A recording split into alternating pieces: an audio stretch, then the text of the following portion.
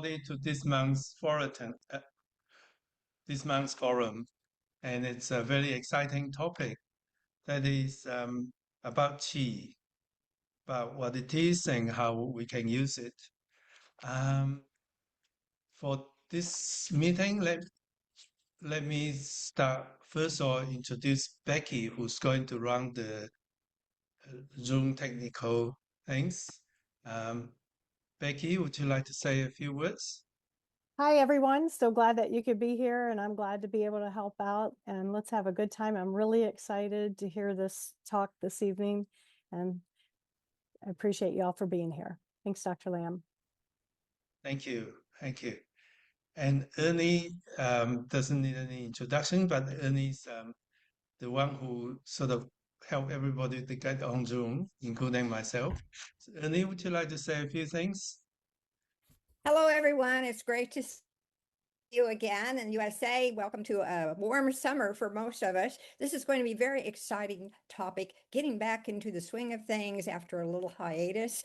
Looking forward to your participation. There is a chat box function at the bottom of your screen. If you have questions or have a comment, please enter that and we will get to those questions later on as we can. So Got it. There you go. Well, again, welcome everybody. I'm really excited. We have this the topic is the Chinese traditional medical perspective of Tai Chi, especially in about Qi. So we have a great expert, Glenys from Melbourne, and I'm going to introduce her in 1 minute. But I want to welcome everybody who's here, and this will be recorded, and then whoever registered, even if you couldn't make it, we'll send you the recording. So every month we try to find great experts, especially like Glenys, and also myself will talk in the forum. And we are really happy to hear any suggestion of any topics. So the Qi actually is a second time in a different way that we present it. So it's a very favorite topic. So I'm going to introduce Glenys Savage. She has nearly 50 years experience in traditional Chinese medicine and Tai Chi, and that is great to have that both that fit into our topic really, really well. She's a respected practitioner of the traditional Chinese medicine and the principal instructors of Tai Chi and martial arts. And her training began in 1976 under Professor Lang Wang. He was in Melbourne. He was really well known at the Academy of Traditional Chinese Medicine Australia, and which I think Ronnie was very familiar with too. Um, and he is the Academy of Traditional Chinese Medicine. Oh, that's in Melbourne. And the Wu De Hoi Martial Arts Academy and continue studies and practice with Professor Wang for many decades, several decades. In addition, she undertook advanced studies in Taiwan, in Chinese medicine, and also in Taipei under Master Hong Yixiang and Tang Shou Dang, Xi Yi, and Tai Chi.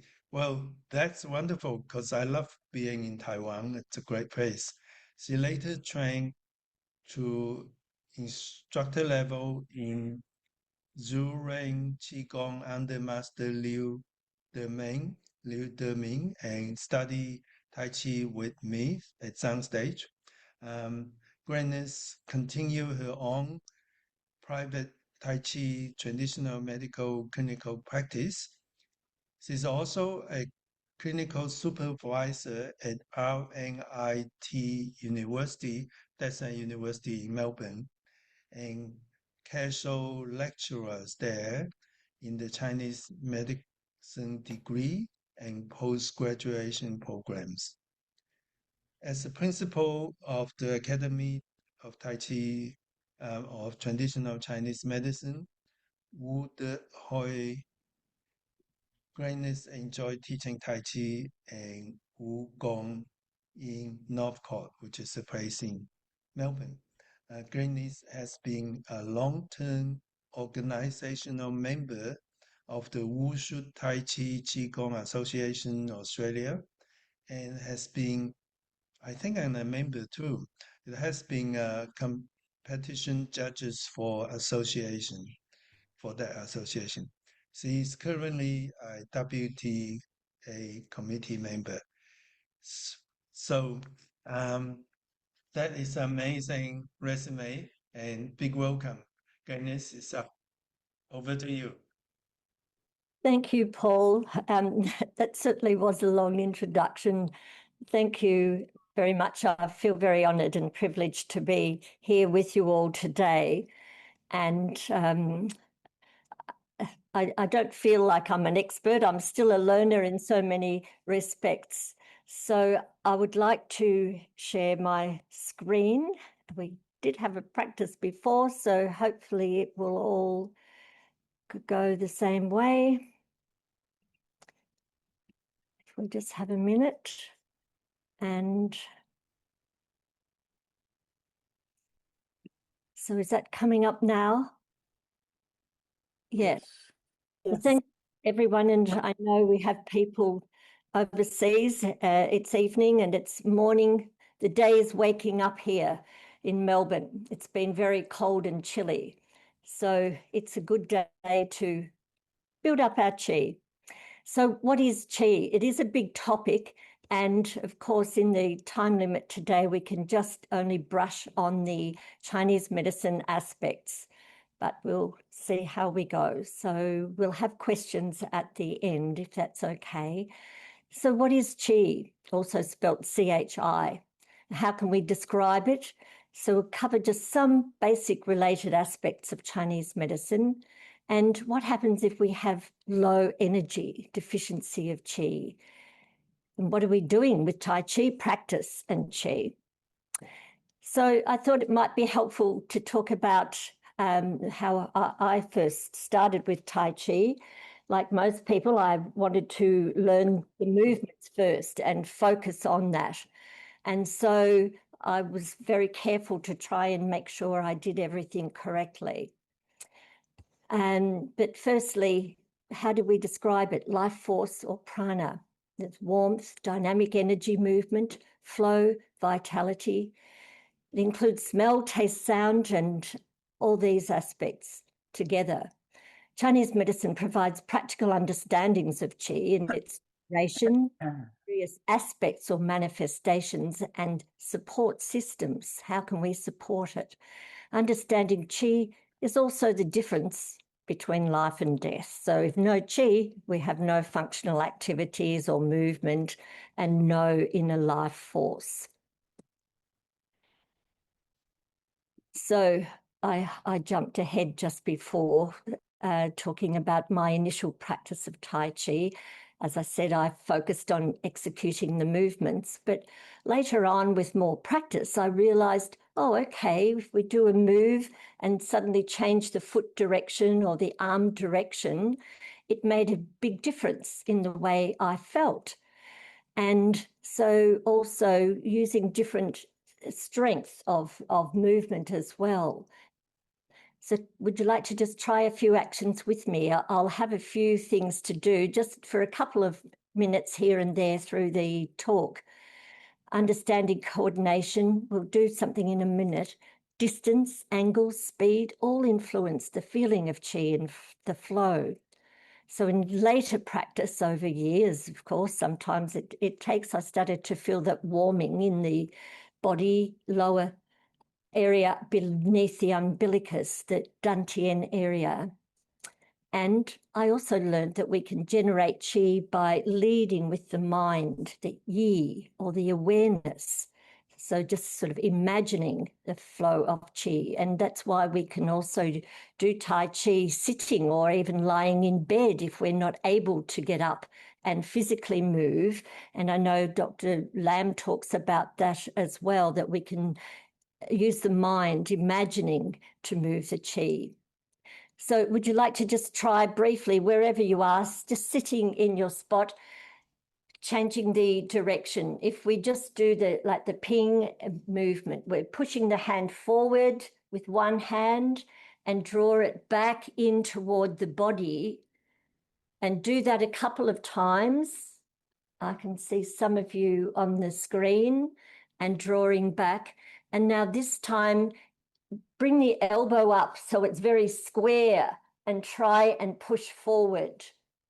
Can you feel it's very different executing the movement in that way? If you're leading with the elbow and forward, how does that feel different? It's much tighter and restricting on the shoulder. So anytime we have the restriction, it's also causing obstruction to the normal flow of qi. We can say that this is a weak point on the elbow, blocking here. Whereas if the elbow's down and rounded, it's easier to get that smoother flow. You can practice a bit more later if there's time, or at home. So here are some questions for you. Can you just, where you are, you can just demonstrate, if you like, a response to what would you do automatically if you're feeling very cold? Or you bump the elbow hard on the door frame moving through. Yes, what do you do? It's an automatic response. Or have a headache. Generally, if it's cold, of course, we put on more clothes. So we're balancing the cold. It's a normal thing to do. Or if we've hurt the elbow, we'll rub it. That's an automatic response. Or massaging over the forehead. And you can try that, just smoothing over the forehead and the temples and around the back of the head. If you have a headache, that can be very useful. So what are these actions doing? You can say they're moving the circulation in the area. But what does that actually mean? We're moving, sorry. So it's actually moving circulation, which people generally think of as moving the blood circulation to the area or here where we've hurt it. But it's also moving qi, which is the propelling force for blood. So qi and blood are interconnected and dependent on each other. And this is explained by Chinese medicine theories, even going back thousands of years. There's evidence that's been passed through the centuries and explaining about the relationships between qi and blood. Qi is moving blood, and blood supports and nourishes qi. So deficiency of one will lead to deficiency of another. And we mentioned at the beginning about what happens when we're very tired. It's usually a deficiency of qi. It can be deficiency of blood, and looking a bit pale and aches and pains. And otherwise, if there's stagnating qi in blood, the pain type is usually more of a stabbing pain and feeling cold.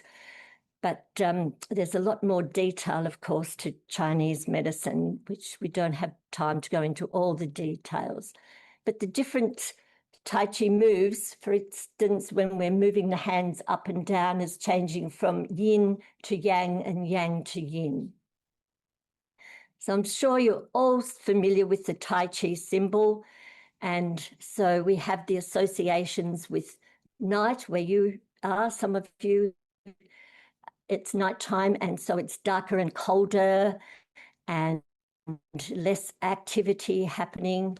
Whereas here we have the day breaking, coming up, and it's the yang time with the sun and the brightness coming up, the light and more activity. So these are typical associations. You can see the yin and yang is moving one, changing gradually to the other, rather than black and white, night, day. It's a gradual change.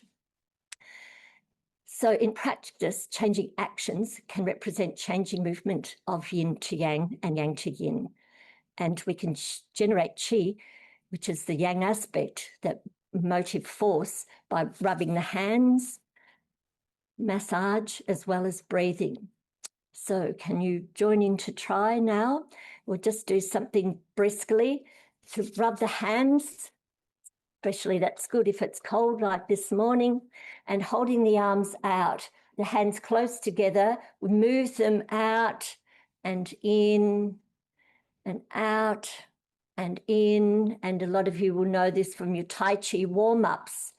And then we can change the hands up and down. And just be aware of the sensation between your hands and moving them around as is our chi ball. Now this time, repeat the action, but coordinate the breathing. Breathing in deeply, right down to the low abdomen to fill the lungs and to breathe out again. So breathe in and out and in and out, and you can keep doing that a few times. Do you have a stronger feeling when you're coordinating the breath with the action? Breathing in, breathing out. So that's helping further to generate the chi movement. And deep breathing and moving daily is needed to move our chi. And of course, as you will know, Tai Chi is perfect for that. And let's practice it with awareness when you do it. So in Chinese medicine, we had the relationships and support systems. Just very briefly, as an example, we can say that the lungs govern respiration and the downward movement of qi. So qi needs to move in the normal way, otherwise we can get symptoms develop. For example, if it's reversal of qi, or not descending well, shortness of breath can arise, or cough, or low energy. And you will know it, that we're not getting enough oxygen, basically. But we have the movement for each of the organs' channels for the body too. And we can feel those over time when we're practicing with awareness for the qi movement along the channel.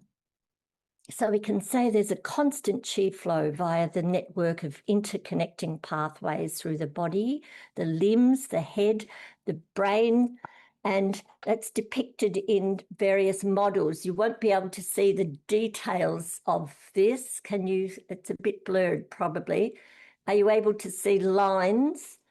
Or maybe the smaller one is easier, but you can also Google charts of the body, and they will depict the lines over the body for the various meridians for humans and also for animals. Can you see that at all? It's probably not very clear. Anyway, to just give you a brief idea, and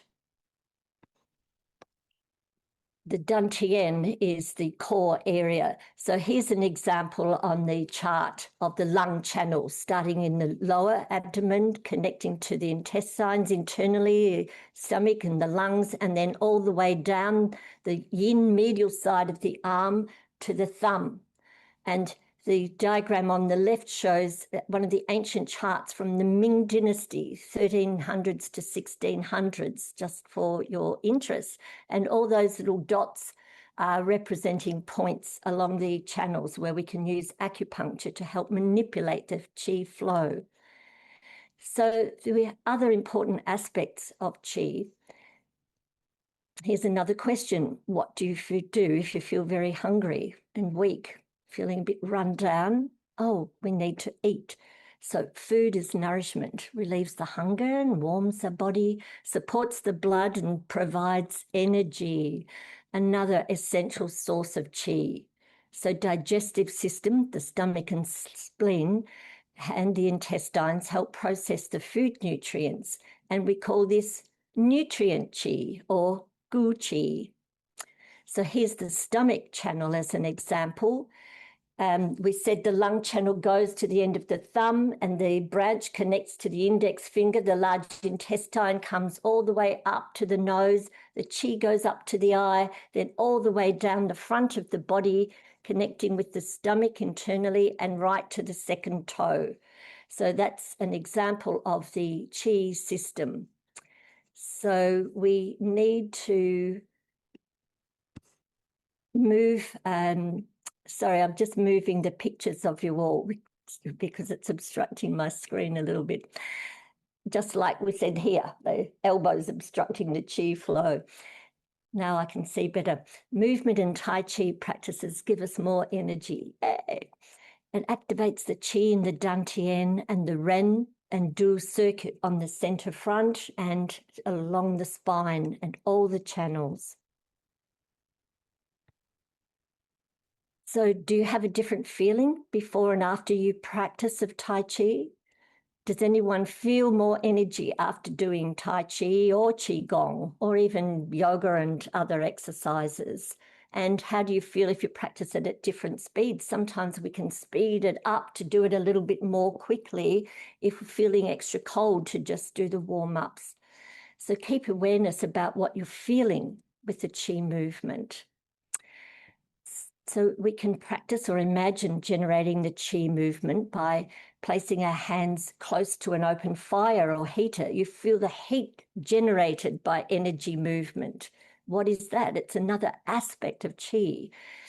You feel cold emanating from ice without actually touching it. So our internal conditions reflect similar conditions to the external environment. Qi changing for the seasons, feeling hot and dry in summer, thirsty, for example, or cold and aches and pains in winter. The aches and pains can be worse. So Qi is dynamic movement, dynamic phenomena of forces. And in Tai Chi, we also speak of the spiraling of Qi, that internal energy moving. And according to the Chinese medicine theories, sometimes if we have too much Qi moving, it can cause us feeling dizzy in the head. And it's like having a cyclone. I saw one of the weather maps the other day of the massive cyclone that was in the Pacific, and it moved to China. And I thought it was a very good example to demonstrate this spiraling of Qi. You can see some of the more normal clouds on the side there. And then with the cyclone, this massive spiraling of Qi and the eye in the center. With fire, we can hold things close to the fire and they still get cooked and browned because of that heat energy. So here's something else to practice. Well, Qi is for balance, health, calmness, clarity, lifting our mood. And you can also try singing to lift the energy and the spirits, or playing music and sound. They can all have an impact on the Qi. Let's try together, if you would like to. Breathe in deeply with Tai Chi actions. And this time we'll do a different exercise, bringing the hands up toward the shoulders, the top of the lungs. So the lung energy starts here. You can just massage a little bit under the collarbone. That's the first point on the lung channel. Sometimes you're feeling a bit short of breath, or tired, massaging there. So this time we'll bring the hands up, and then pushing forwards in front of the shoulders. What can you feel? So try it again now. Breathing in, lift the hands up. This time relax the shoulders before pushing forward. Try again a few times. Breathe in, coming up. Relax the shoulders and pushing forward. It's a different feeling to bringing the hands up and just pushing forward. So try that and you feel a lot tighter and stiffer in the shoulders. So normally I'll recommend to relax the shoulders first, use the breath from the dantian, and then smoothly flowing through. Some of you practice Dr. Lam's 5 elements Qigong, and you'll have awareness of the body and the limbs moving in different directions and with different breathing and following of the elements. So I'll just go through this part a little bit quicker to finish. In Chinese medicine, we have the associations with the 5 elements, and each has its own direction of Qi, the tastes, emotions, seasonal aspects, sounds, associated organs. So you might like to look up about 5 elements And there's an example, and I've just drawn in the lines between to show that there's connection between them all, and the various meridians or energy channels are associated with the different elements. So in summary, qi is a functional activity in the environment for plants and for all aspects of body processes for humans and animals. As I mentioned, some of the ancient charts depict all these channels on the pigs and dogs and horses as well. It propels blood as the commanding force. Qi and blood circulate, they flow and support all our body aspects and processes. And respiration or breathing, nutrition are essential for qi and life. Qi changes manifest in external environmental changes such as seasons and weather changes, wind, heat, cold, damp, dryness, and our internal condition is affected by them as well.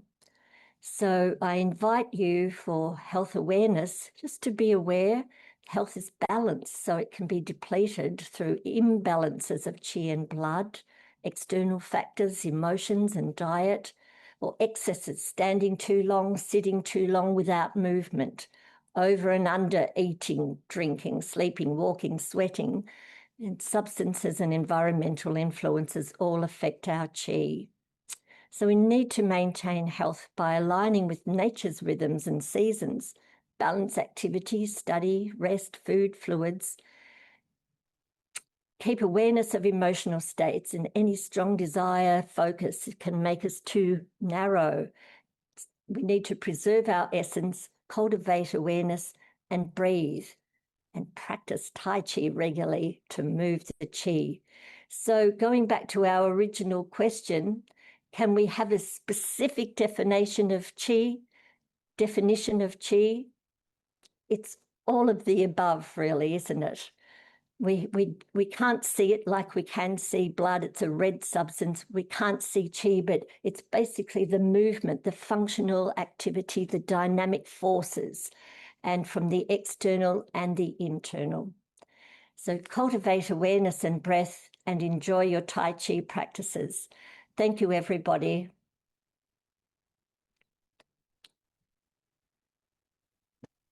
Thank you, Glenys. That's wonderful. Do we have any questions? Any? Please, Glenys? anybody, if you have a question, put it down to chat. Glenys, you can stop share if you'd like. Okay. Okay, we're not seeing any questions yet. People are still thinking. Go ahead and put your comments in and we will get to them to Glenys or to Dr. Lamb. Well, Okay. is it helpful if I did have the email up on the next slide, if you would like me to show that, or it's just my name, glenys.savage@gmail.com, if you do have specific questions. We can put that in chat, Glenys. Would Yes, I had it on a slide, but I stopped the share. if you want to share it again real quick, that's fine too. Okay.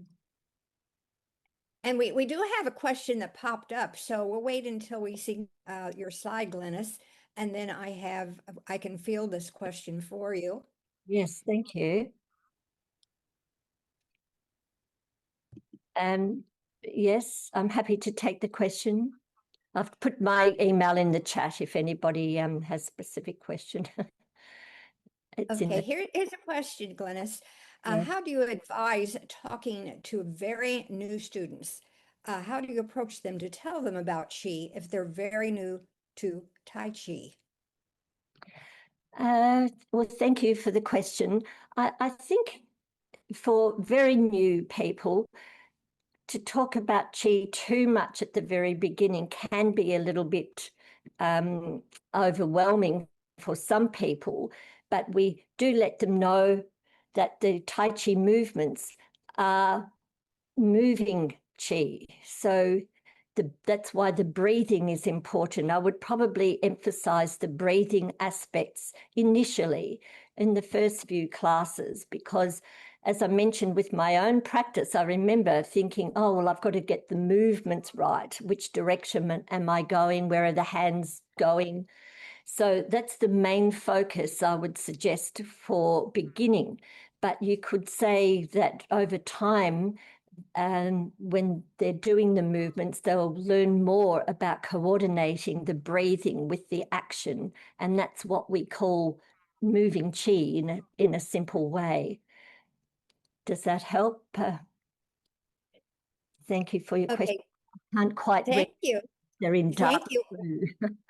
Thank you. There's another. Are there any safety matters that we need to consider?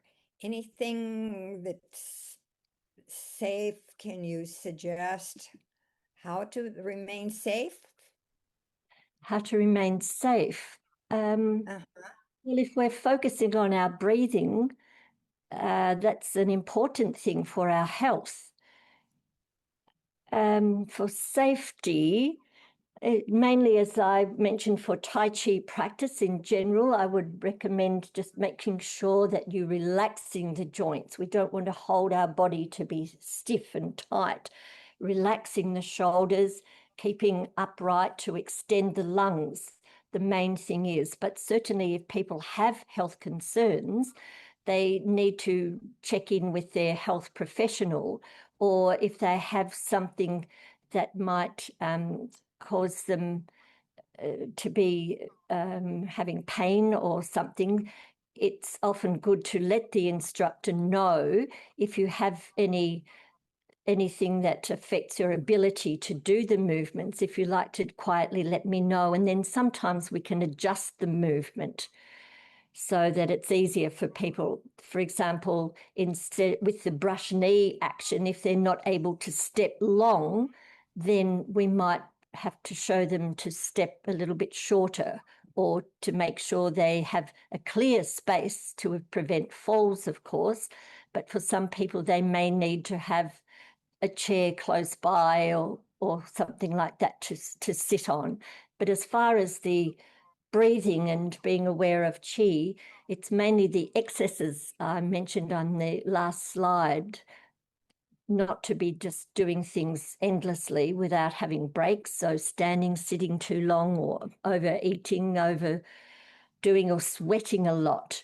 We need to be careful. If we're sweating too much, then and after class and going straight outside into the cold wind is not advisable.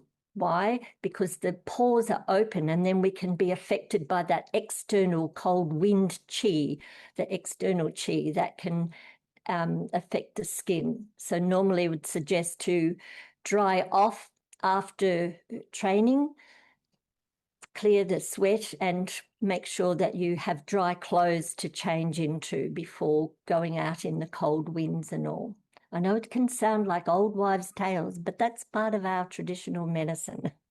And too much damp cold can contribute to aches and pains in the joints. Yeah, if I may just add to that, that's really good. You asked about precaution. And in all the Tai Chi for Health Institute training, we do talk about that. One of the most important things that Glenys mentioned is about Chi's got to do with nature. And our body work with nature. So, for example, when you breathe, it's good to use whatever breathing technique you learn, but don't force it. If you feel you should be breathing in and breathing in and breathing in, then that's too much. And like Glenys talk about extreme weather, really hot, very cold. It makes sense when you get really hot and really cold, you feel really uncomfortable.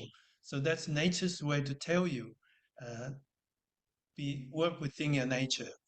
And the other thing we do with the institute is that you definitely should, as Glenys was saying, that consult your health professional for safety. If you have any worries at all, Tai Chi teachers, most of us are not doctors, they're not health professionals. And so it's not for Tai Chi teacher to decide what you can or cannot do. It's your health professional, the one you trust, who tells you what to do. And then you follow, you bring that precaution to us, Tai Chi teachers. So these are the precautions that we advise all the Tai Chi for Health instructors in more specifically work within your nature. Don't overdo it. Secondly, follow your health professional's advice. Uh, so, um, right. Another questions before I have a few more Yes, words. Dr. Lamb, this is one to both you and to Glenys, Dr. Lamb. Many of us are working with people with chronic conditions or with cancer patients. And the question is it best to avoid certain movements in the area of the cancer? Do you have any comments related to that?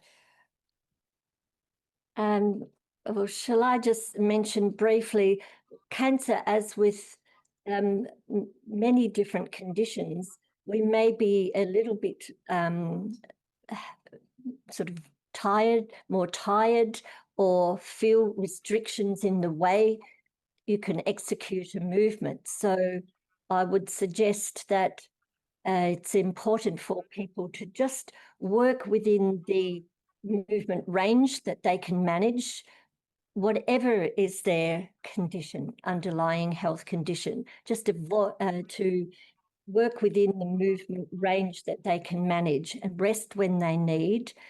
It's difficult to say you have to avoid certain types of movements if we don't know more about the condition, and it's not our place to be inquiring about everybody's health, but if they have something to mention. So just in general, for all sorts of conditions, just ask people to move within the range they can comfortably and safely, keeping warm, and also to yes, have a rest if they need to, not to overdo it. Keep hydrated for people as well. Right. And Well, thank you. Thank you. And I totally support that.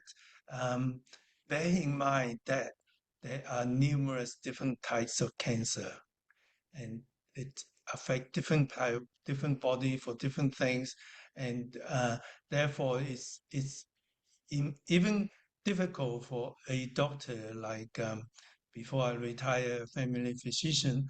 If people have certain cancer, I refer them to a certain specialist, and even then they have always some difficulty. So with apart from the precaution that Glenys mentioned, work within your comfort zone and follow your health professional's advice.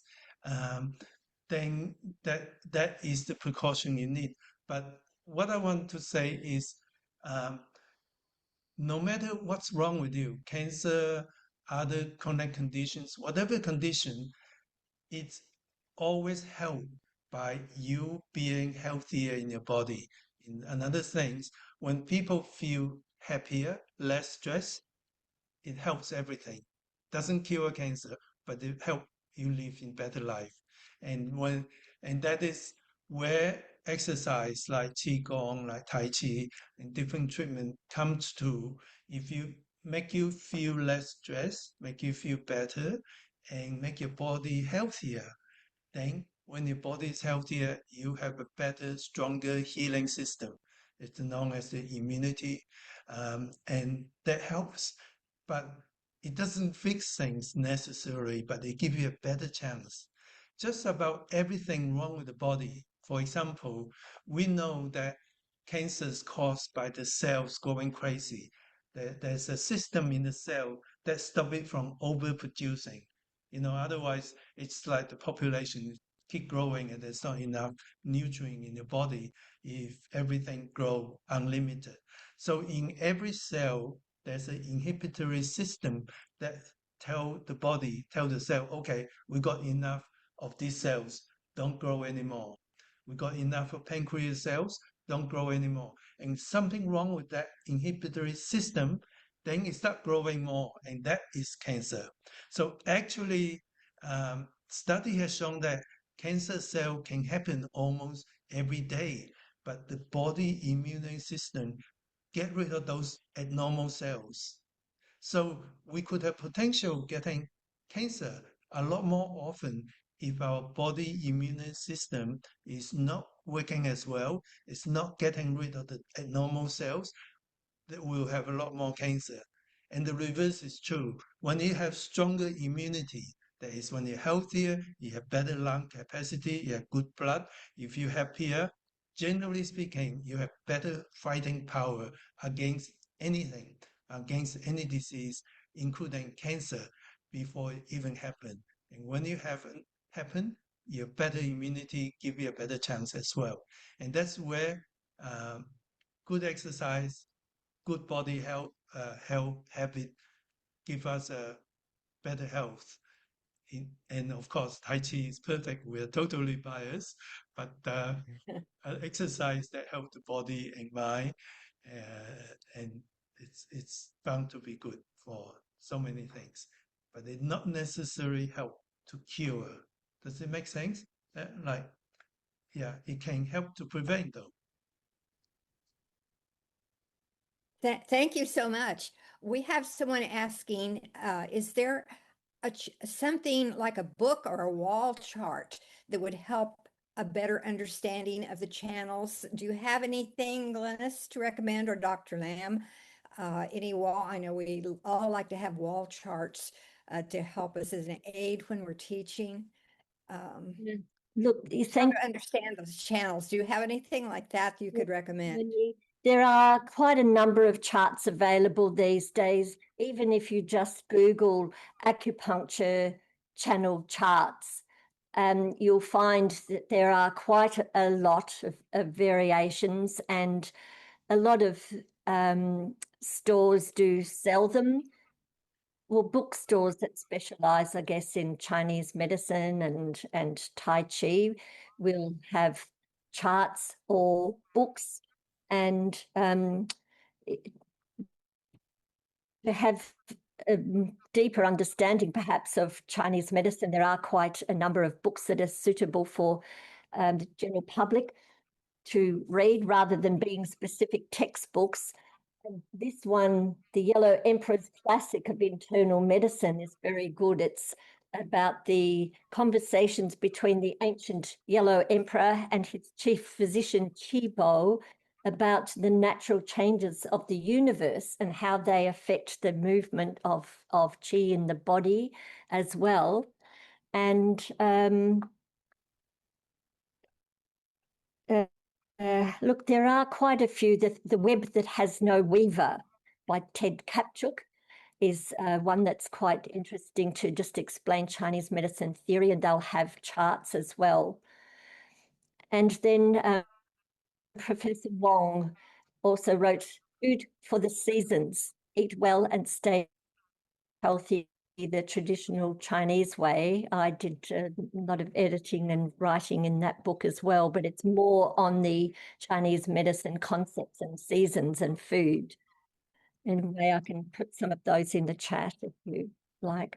But if you Google, you'll find a lot of maps, acupuncture charts. Yeah, thanks, Glenys. I think that would be nice if you put in a couple of books more on the average people for health in Chinese traditional Yes, well, the medical way. Weaver. But I do want to tell everybody that in April 2 years ago, we have a forum which talk about if you know Chinese traditional medicine, how much it's helped you as a Tai Chi instructor. So all the foreign topic, including today, will be in recording and will be posted on the website. You can go back to all that. It's April 2 years ago. We talk about Chinese traditional medicine. And I remember I say something about it because I am a trained Western doctor, and because I was critical of Chinese traditional medicine, I hate the medicine when I grow up with those bitter Chinese medicine. So then I told myself, you can't criticize something without knowing it. So then I start learning Chinese traditional medicine. I start practicing acupuncture. And of course, as you know, I learn uh, Tai Chi and teach Tai Chi. So what I want to let you know is Chinese traditional medicine, Tai Chi, Western medicine, all those are very, very complex topics. They really need proper studying before it really makes sense to you. And if you just read a book, look at the chart, and decide, I know this, I can do this, well, that can be risky. It's not that simple. Without knowing something well, the best thing is if you're really interested, study properly. Go if you're interested in Chinese medicine, go and study in Glenys University. Um, but if you like Western medicine, go to medicine.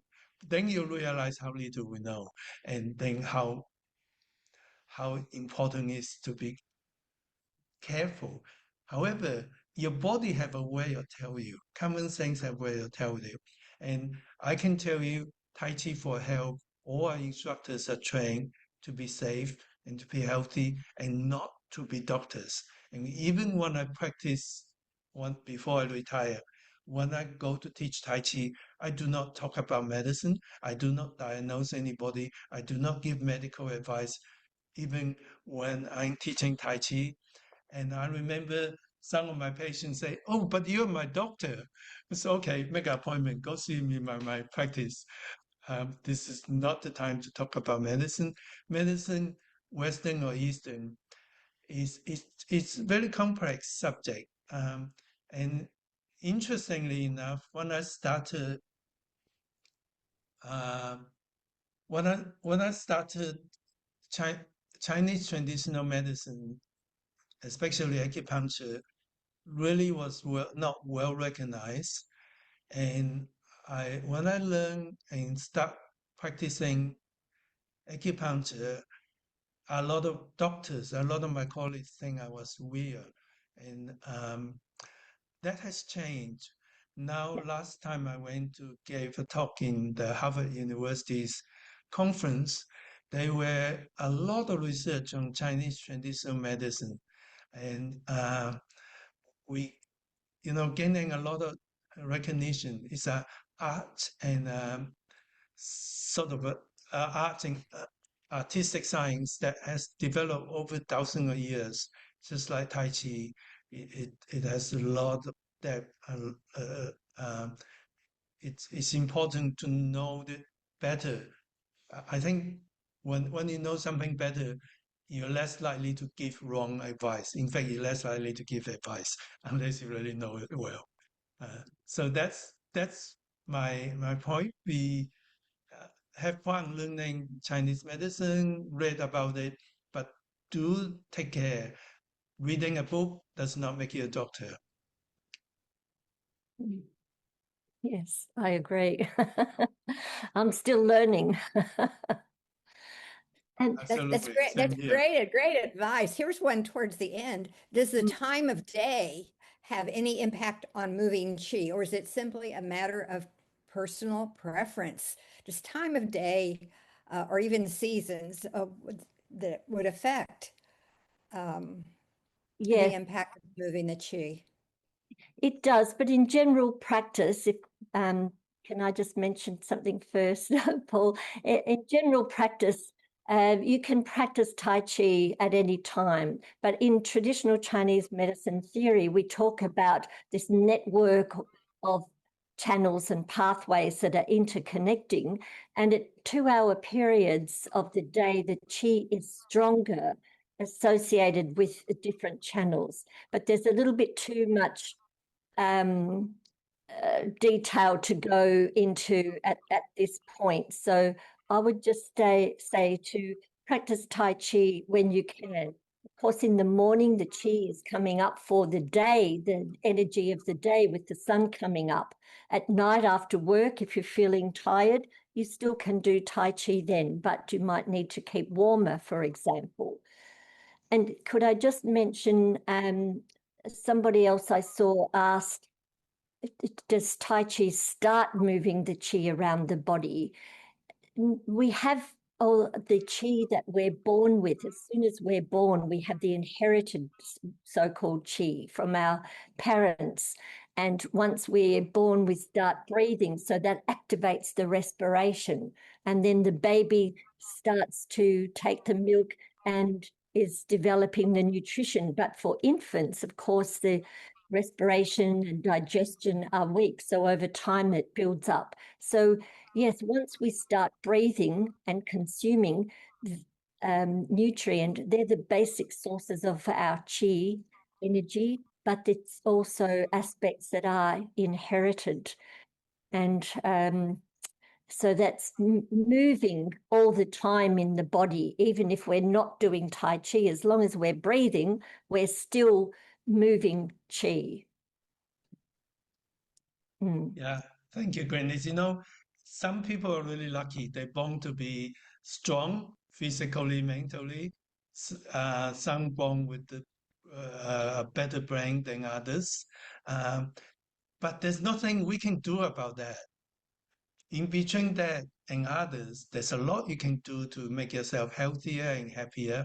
And of course, Tai Chi is one great way, but there are many other ways to make yourself healthier and happier. And you know what? I met some really, really brilliant people, and they took it for granted, and they're not really getting anywhere. I met some very, very ordinary people who tried really hard, and they ended up really achieve well. To me, achievement is living a life who not only you're happy, but make many other people happy. I, the, the more you have helped other people to be happier and healthier, I think the more you achieve. So my definition of achievement is not how rich, how wealthy you are. It's not how intelligent, how much you achieve in common way of medals and things. My definition is how much you have lived the world with something positive for the human race, for us. Uh, I'm sure most of you feel the same. Yes. And we can always do something with what we got. And there's always plenty to learn. Absolutely. Absolutely. One of the things I love to learn is about human nature. I always wonder what makes us who we are. And yes, and it's interesting. I think in one of the forum, I mentioned one of our participants gave me a book on the study by Harvard University. It's an ongoing study for 80 years and still going.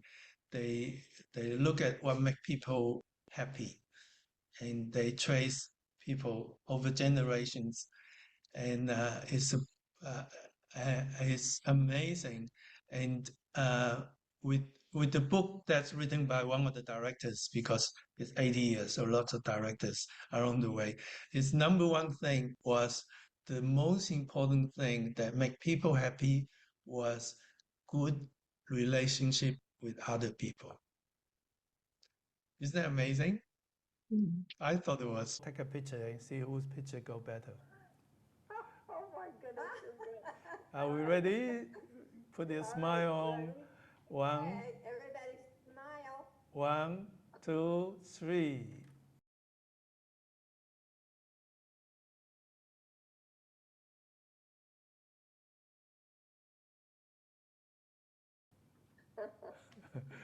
Yes, it's good to see everybody. Oh, wow. Hey. Hey, I'm not going to call you up. I look at lots of familiar faces and some new, beautiful faces. So good to see you, everybody. So just to let you know that Tai Chi for Health Institute do have a full-time staff. We usually have at least two people on call, and plus our USA representatives. So if you want to contact Glenys and if you didn't get her email, you can write to service at tchi.org. That's Tai Chi for Health Institute.org. And we'll forward your email to her. If she's happy to answer your questions, she'll answer you back. Otherwise, too, as you know, you're always welcome to ask me any questions. And I will try to answer most of them. Usually, our staff really know the answers. A lot of questions are similar. But yes, I'm sure I speak for Glenys here. We love to talk to you guys, love to know what we can do to make your Tai Chi, Qigong health better in any way we could. And we love to be communicating with you. Definitely. Thank you very much, Paul, and everybody. I've enjoyed this session and feel privileged to be able to share here as well. Thank you.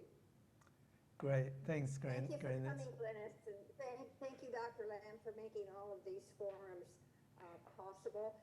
This will be 5 years. This marks 5 years of having the forums. Wonderful momentum, meeting so many people around the world. Yes, and it's even more fun when I meet you guys in person recently when I was doing my workshop around. I remember we meet somewhere, Belgium and Hong Kong and of course USA. But I want to thank Ronnie for introducing Glenys, and of course Glenys for spending your time to share your wisdom and knowledge, and Becky for running this, and Ernie for really coordinating everything. Evans cannot be here for a very important private event, and he's behind the scene helping us to set things up. But mostly, I want to thank you all for being here, because the forum is for you. Even if you are not here. So yes, we keep the records, so you can always go back to the forum. It is wonderful to be here. And earlier on, I talked about relationship is the #1 most important thing for our happiness. And you know what? Communicating, talking to each other, even online, is very, very helpful to improve our relationships. And you know, when we're together in the Tai Chi world, we just support each other and say good things, and we don't give negative energies, and that's really good for your Qi. Yeah, so welcome to the community, and I want you to know this is the best community in the world. We're just happy together and help each other and learn Tai Chi for fun. So I hope to see you sometime in one of the workshops. Thank you so much. So Glenys, her talk will be in record unless she have time and prefer to present it personally. And I'll be there. And of course, Ernie's stay up. She doesn't sleep. She comes to both forums. So yes, and of course, yes, you can always look at the recording in the forum. And I'm going to say goodbye. Happy Tai Chi-ing.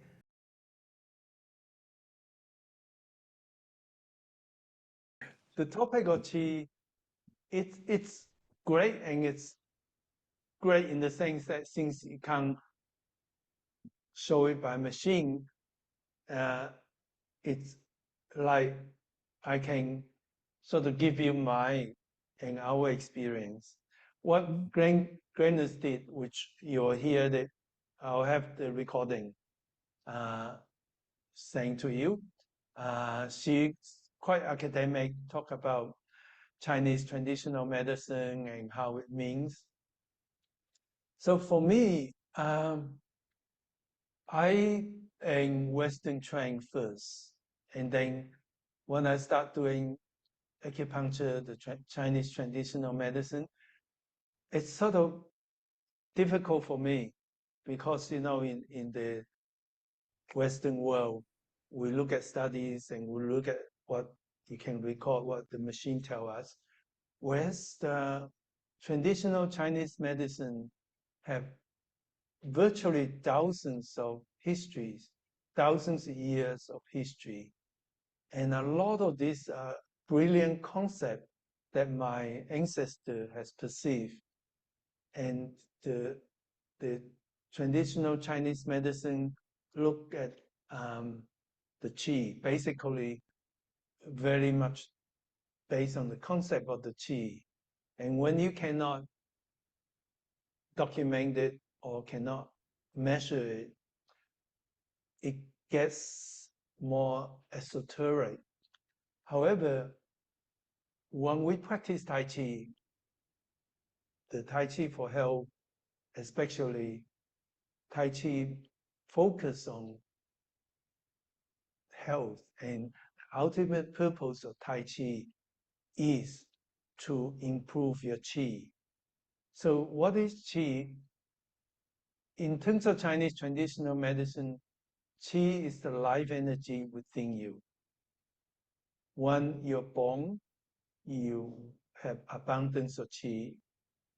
And when Qi circulates in our body, and eventually a little bit of it disappears in the acupuncture point on top of your head.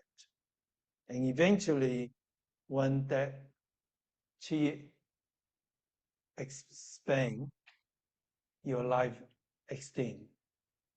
And when Qi circulates throughout the whole body, it circulates according to the channels. There's 14 different channels. And when they work really well, you are healthy. Each channel connected to an internal organ. So for example, the lung meridian start from the fingers going inside the lung. And when people have medical conditions that relate to the lung, usually either you have something wrong with the meridian, the channel, or you have something wrong with the lung that will show by the meridian. So as an acupuncture practitioner, I will give the appropriate acupuncture treatment to the lung meridian to correct the flow or make it stronger or make it more slower so that it's more normal. And when the acupuncture treatment can adjust your flow and quality of the meridian, often it's only temporarily. It's like taking a medicine. Certain things are curable, but a lot of chronic conditions, arthritis, diabetes, they're all not curable. And in some way, acupuncture is similar. So I told my acupuncture patients, many of them, I asked them to go to my Tai Chi class. And I told them that in Tai Chi, you strengthen the Qi yourself. And what you can do yourself that correct the mistake or improve the Qi, that usually is permanent. So it's just like the money you earn yourself, you keep, and somebody give you money, soon it disappears. So in some way, Western medicines are really good, and certain things can be cured. Infections and things can be cured. But if we're not dealing with that sort of problem, we're dealing with arthritis, for example, there is no cure for arthritis, but Tai Chi make your Qi so strong that it improves your arthritis in such a way, like myself, that I have arthritis for 60 years now, 65 years to be correct. And while my Tai Chi really sustained me and helped me to be flexible, strong, and healthy. So then, if Tai Chi is to strengthen your Qi, how do you know your Qi got better? Then usually when you follow the Tai Chi principle and you understand how to keep your body upright, how to song your joints, and how to feel your inner self, then you can feel that there is something. For example, when you do open and close, you can feel there's something there, like an internal energy. So what do you feel? That is a feeling of chi. And when you feel stronger within yourself, when you feel healthier, have more life energy, then that is because your chi improve, when your condition get better. So while you cannot measure the chi, but you can feel the chi. Does that make sense? That you can feel something, but you can't, just because the medical science are not able to measure it, doesn't mean it's not there. So the way to improve your chi, Glenys talk about the breathing, and which is breath is life. So the Dangtian breathing that I have taught throughout all my Tai Chi forms, I did a new recording of the Dangtian breathing for the latest lot of video I produced, the exploring the depth of the Tai Chi for arthritis, exploring the depth of the 24 forms, exploring the depth of 73 forms. All that I talk about the Dangtian breathing, about the principle, about how to use the forms to move your chi, and how to convert your chi into jing. So you can feel it as you train. Gradually, you can feel it, and then you can use that feeling, using the principle to improve your chi, therefore improve your health. And so the Dangtian breathing is posted on YouTube. You can just Google my name and the Dangtian breathing, and you'll find it in YouTube. And also the new program that I produce, I talk about it and I explain how to enhance your chi through your Tai Chi. That will be available. At the moment, it's in the final phase.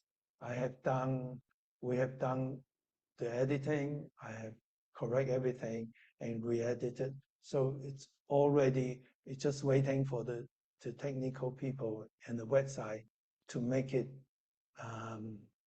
available on online lessons. So I will let you know when that's ready. And that also, many of you have come to my Exploring the Depth of Tai Chi for Arthritis workshops. So yeah, so the video, the online lessons were constructed in that way, that you can actually use it as though you attain on my Exploring the Depth lessons, and it will be helpful if you can find a local master trainer, senior trainer, or experienced instructors can then give you some in-person work to help you to understand. But if you can't have that, I also give you instructions on the online lesson how to improve yourself. Like you will do a session and then you'll stop, and I'll let you know what you have to do to understand and work on yourself. So that have a lot to do with how to cultivate your chi and how to use yourself, chi stronger. Brenda also bring a few ideas. For example, she get you to do exercise like when you lift your elbow higher than your shoulder, how you don't feel as good because your chi don't flow as well. Whereas when you song yourself, then you feel much better. You feel energy can flow. So there's a couple of exercises that she brought in, and that will be in the recording. And those things in a different way is in most of my teaching on how to do your Tai Chi well and how to how to essentially follow your principle. Using the principle is one way, is the good way to strengthen your chi and get to feel that I come to the conclusion years ago that if I do my Tai Chi and if I can feel I got the inner energy, well, it's there. Whether you got instrument to measure it or not, doesn't really matter. And then if study has shown that Tai Chi, by doing it correctly, can improve our health in so many ways, then your Chi has improved. Because in a way, Tai Chi, in terms of improving your Chi, it's like Qi Gong. It improves your health in general. Like when you're healthy, when you are more calm, more relaxed and happier, your immunity improve, your body defense ability improve. And so it's a general thing that improve most aspect of health. But of course, certain part of it in different programs, it's more appropriate and help you more. Also, I'm a Western physician, or I was before I retired. East and West can work really well together. Now that the Western world and Western doctor are more and more, then I accept Tai Chi as a good exercise for health. And the concept of Chi wasn't really so strange to them. They are actually, I think I remember I did a talk to a group of doctors. Then they asked me how to feel the Qi. So I get them to do the Dantian breathing, and you can do it. You can feel something. Actually, when I started acupuncture 50 years ago, acupuncture was, of course, thought it was unusual, but now it is legally as a form of Western medical specialists in Australia, recognized by the government. And last year, I was invited by the National Acupuncture Society in Australia to give a talk about how Tai Chi works and how it works in lines with the acupuncture treatment, or that's with Chinese traditional medicine. And actually, people who practice acupuncture like I used to use a lot of Western medicine. For example, we use needles that is totally sterilized by Western medical standard. And we also use Western method to study the efficacy of acupuncture, just like study the efficacy of Tai Chi. And there are, for example, when I used to teach family physicians, some of them are doing acupuncture treatment. And also when I work with the traditional Chinese acupuncture practitioners, I taught them how to avoid danger. There's one acupuncture point here that they often put a point here. It's a very useful point for lots of conditions. Just over there. And if you put an acupuncture needle here and we go a little bit deeper, you can actually perforate the lung. There's outside the lung, there's two layers called pleura that have two layers of thick, like a sheet, cover the lung and protect the lung.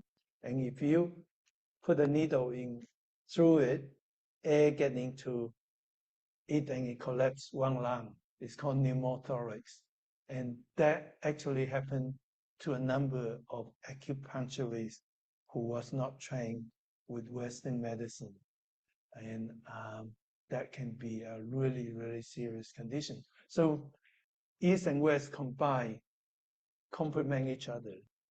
And I would never, being Western trained doctor, I would never cause a pneumothorax because I know where the lung is and how to use that needle in a different way to avoid those things.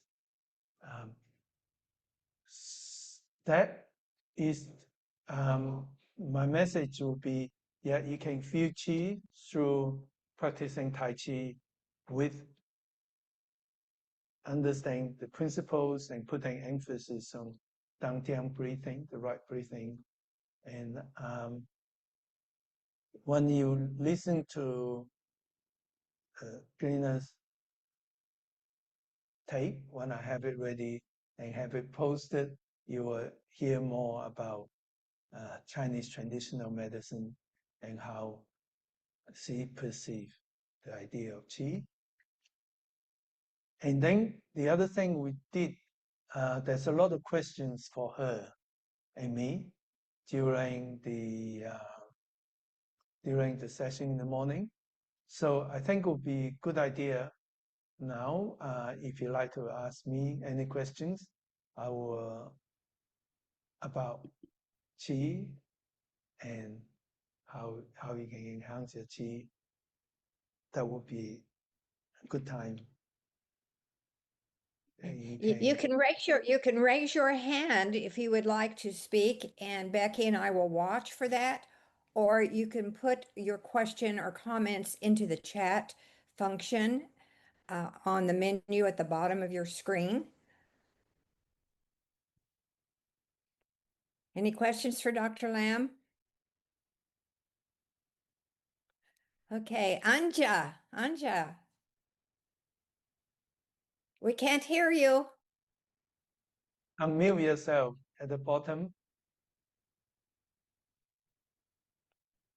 Click unmute. Let me see if I can do it for you.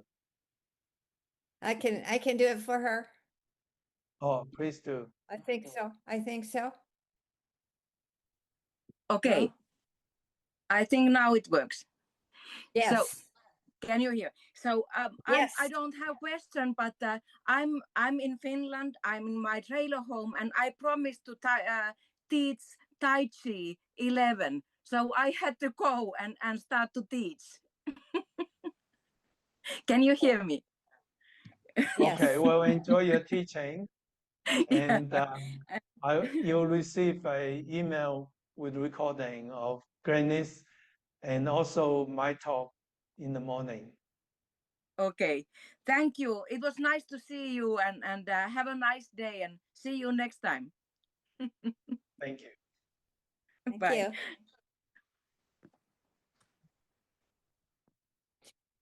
Myra is waving. Do you have a question, Myra? Myra's in Sweden. That's close. That's close to Finland. Yeah, that's why I was Yes. waving, Good to because see she you was here, leaving, Myra. that's all. I don't have a question, thank you. But yes, it's good to see you, Myra. Yeah, Madeline have a question too. Thank No, you. I have a comment. It was a great time in Belgium. Met a lot of old friends and made many new friends. I went on a tour with you too. Totally enjoyed the whole time. Thank you. Thank you. Likewise, it was really good to see you and have the tour together. Yeah, Belgium is a beautiful country. Archie Yeah. in the UK has a question. Archie? Yes, thank you. Can you hear me? Okay. Yes, we can. Okay. Yes, I once saw a demo on a video of a Tai Chi or Qigong master who was able to generate Qi from the palm of his hand and actually set fire to a piece of paper. And my question is, surely that's a measurable effect of Qi. Okay, That's an easy answer. Have you been a magic show? Sorry, Have what? you been? Have you seen magic shows? Yes, yes. Have you seen the video of David Carradine walk past the Great Wall? They're called tricks. Okay, okay. There's no scientific proof that anyone can use their chi to set fire. None. No. That I see a lot of tricks in China, in Australia. A lot of people look very convincing. You know, when you go to see a magic show, they don't tell you the secret how they set things in fire, but it's tricks. Okay. Thank you. I'm sorry to disappoint you. I actually gave a lot of lineage. I saw Tai Chi masters who trying to push people without touching them and they roll over. All these are false. There's nothing proven by real laboratory.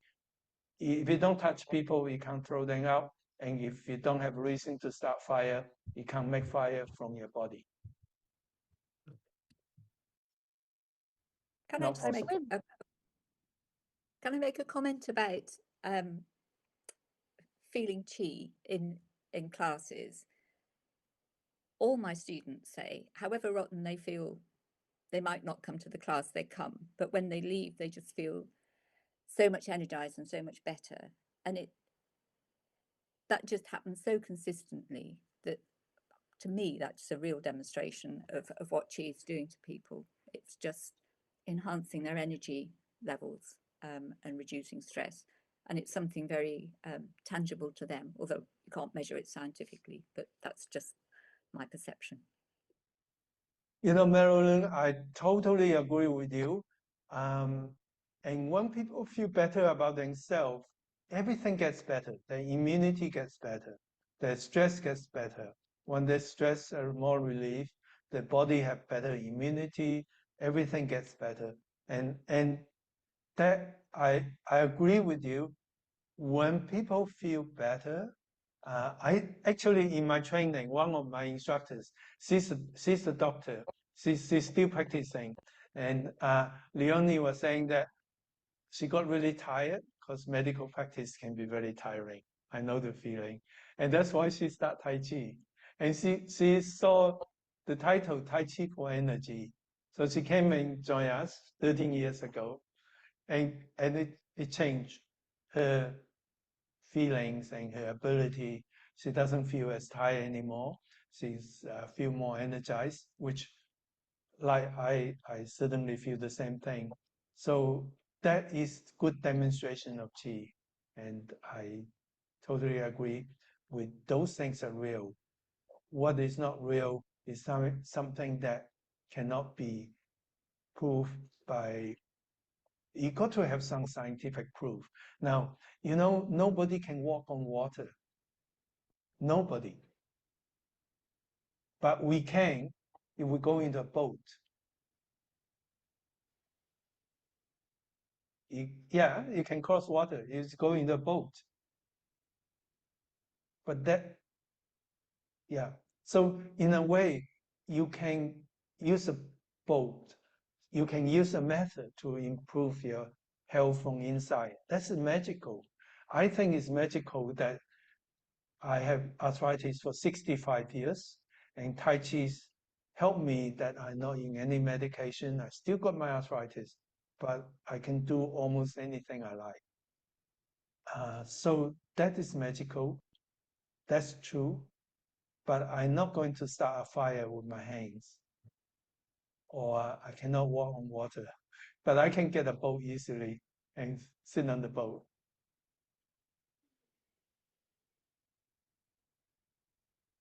Jan, did you still have a question? I thought Jan. Okay, maybe she did not.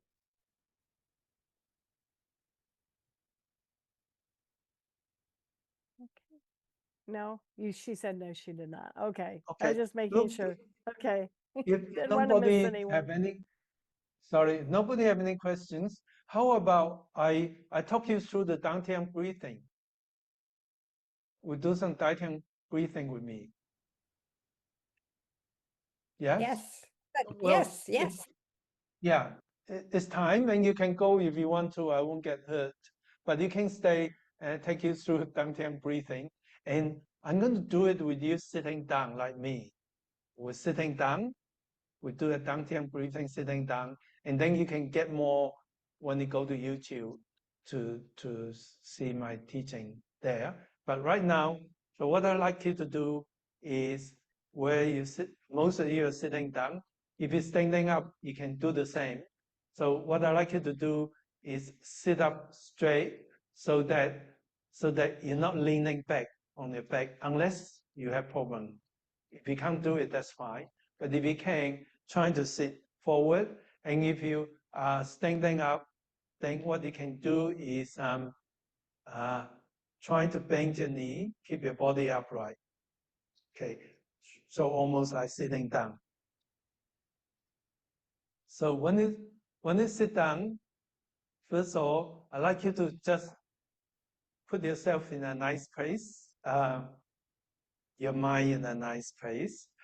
Here, we are going to do some breathing exercise and enjoy the breathing.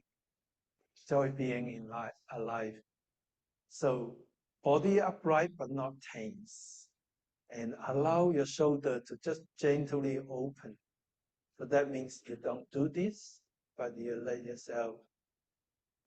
And then think of a force from your chin going up to your head as though there's a string gently pull you up. And then feel your coccyx in the back as though you're going like a little bit the tailbone here as though it's coming up a tiny little bit. Another way is to imagine you're contracting your pelvic floor muscles. And for people who doesn't know where your pelvic floor muscles is, gently contract the muscles around your anus. Just feel that. Contract it and feel that. It kind of lift your pelvis up a tiny little bit. Do everything very gently. Do not force yourself. And so body upright, contract your pelvic floor muscle, and then let go. So the dantian breathing, I like you to imagine your dantian, which is just below your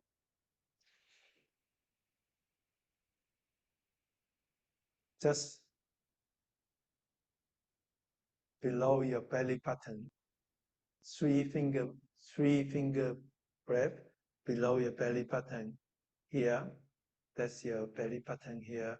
If you put your hands here, if your thumbs roughly on the belly button, then the center of your palm will be on your dantian. So dantian is the center of your body. It's where the qi are stored. And then you move from the dantian to different parts of the body. And in Tai Chi, we talk about your dantian is the control of your whole body.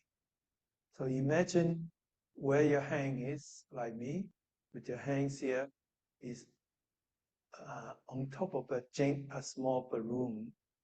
When you breathe in, I like you to try to just don't use your lung to breathe. Imagine you gently push that balloon out as though you bring air into the balloon. Sorry, I have to answer this.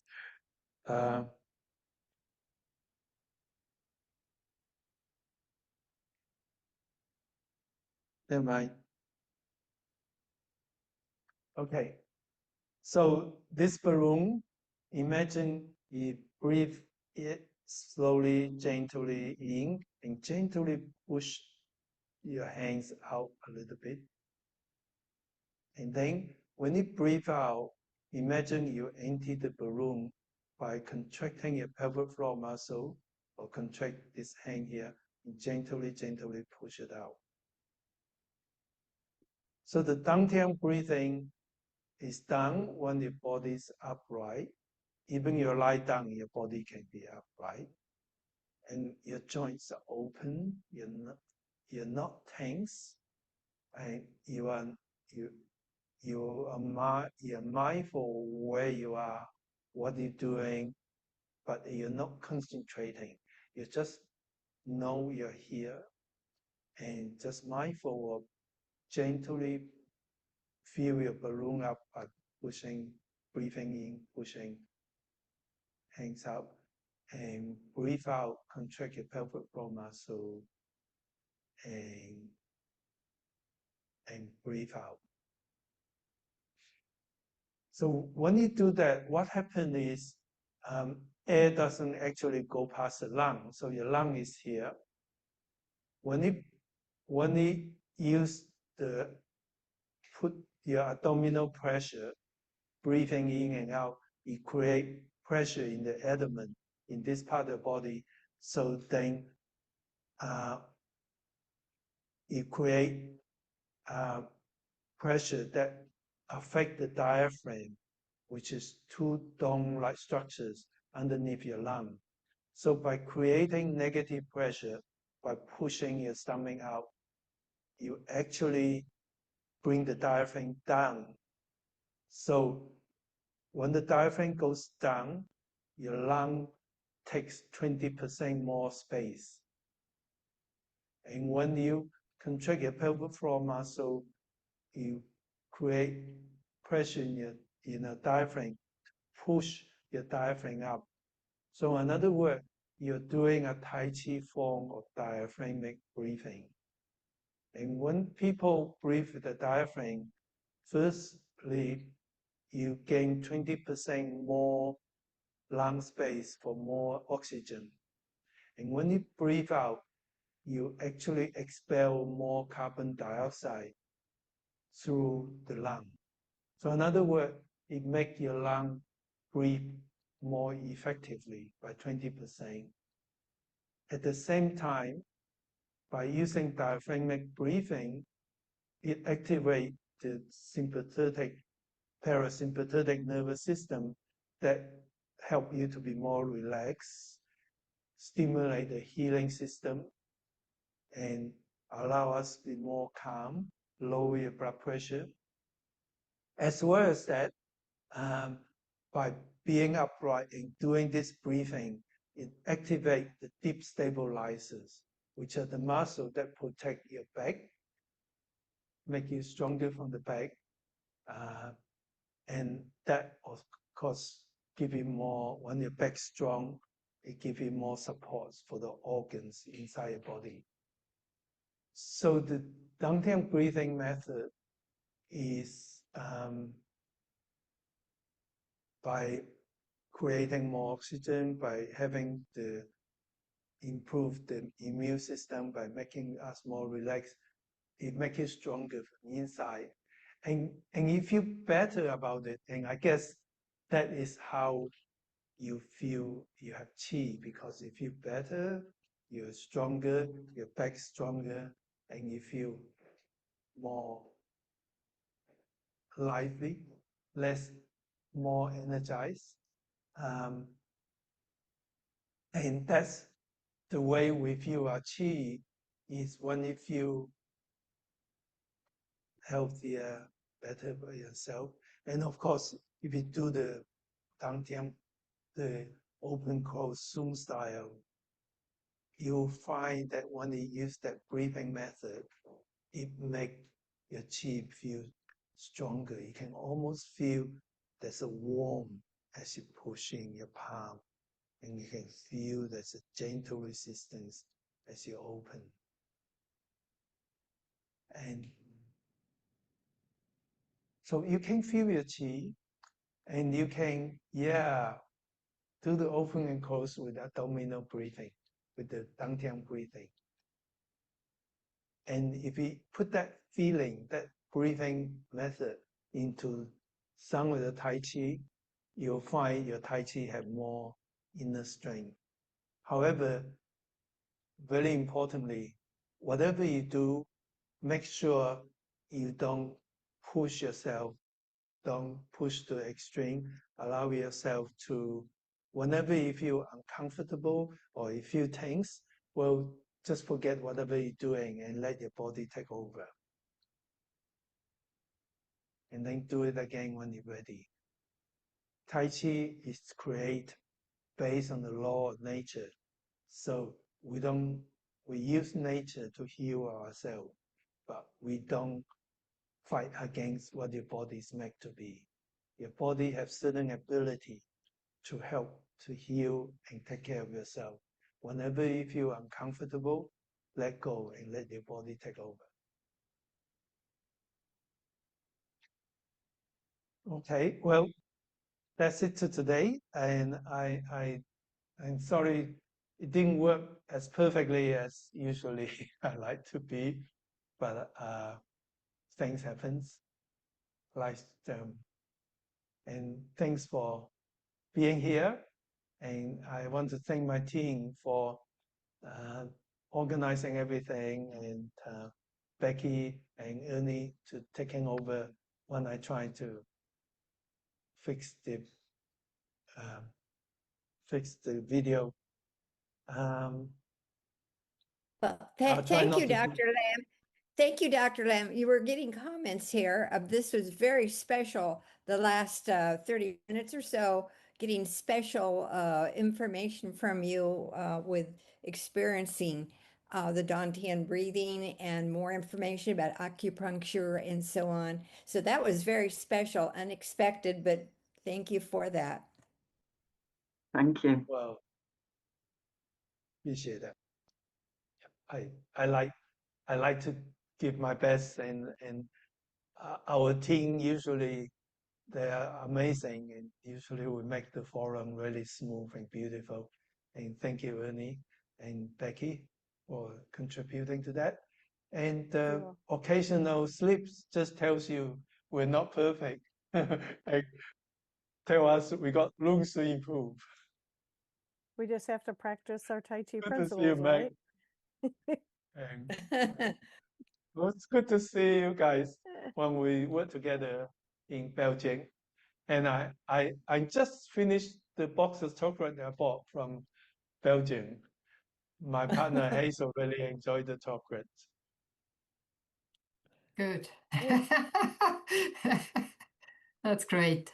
Give her our greetings, Hazel, and have a good time, Dr. Lam. Till we see us again. Yeah, it's great. You come again. I'll tell her that. And yes, I'll see you next time, next month. Thank you. Thanks, And everyone. Thank you. Bye. Bye, Thank you so everyone. much. Bye-bye. Everybody. Bye-bye, everyone. Bye, Bye-bye. Bye, everyone. Ernie. Thank you. Bye. Bye-bye. Bye. Thank you. Bye, Yvonne. Nice to Bye, hear your Ernie. voice, Yvonne. Yes. Bye-bye.